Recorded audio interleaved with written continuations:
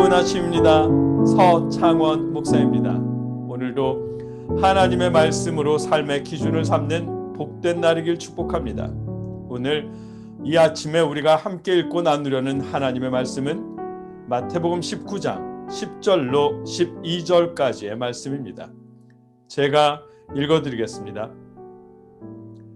제자들이 이르되 만일 사람이 아내에게 이같이 할진대 장가 들지 않는 것이 좋겠나이다. 예수께서 이르시되 사람마다 이 말을 받지 못하고 오직 타고난 자라야 할지니라. 어머니의 태로부터 된 고자도 있고 사람이 만든 고자도 있고 천국을 위하여 스스로 된 고자도 있도다. 이 말을 받을 만한 자는 받을지어다. 아멘. 오늘 본문은 독신의 삶에 대한 예수님의 마음을 알게 하십니다. 감정이 아니라 하나님의 허락하심이 있어야만 가능한 것임을 깨닫게 하십니다. 말씀을 자세히 살펴보겠습니다. 어제 나눈 말씀에서 예수님은 이혼에 대해 분명하게 말씀해 주셨습니다.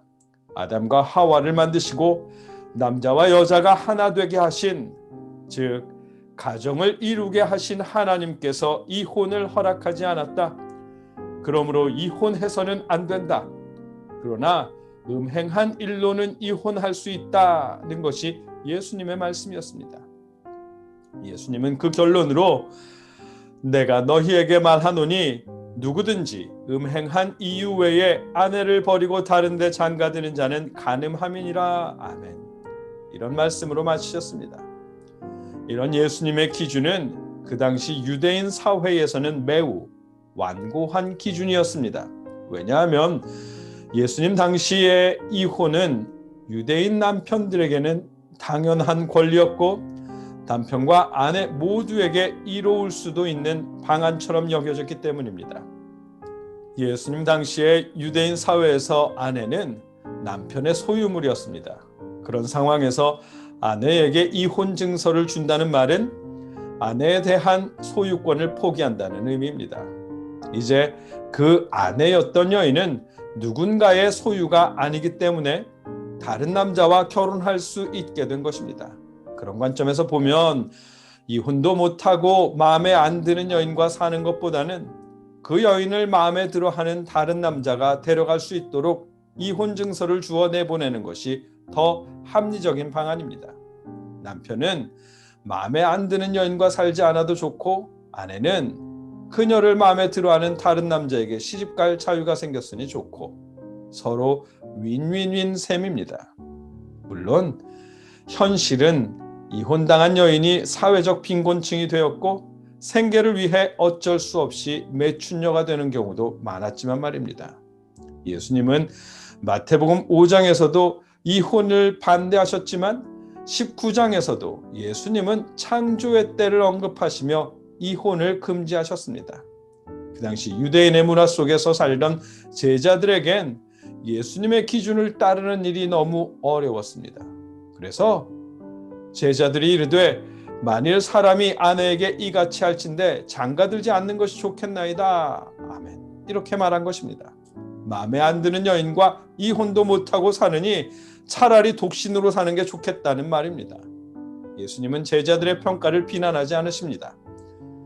대신에 예수께서 이르시되 사람마다 이 말을 받지 못하고 오직 타고난 자라야 할지니라 고 말씀하십니다.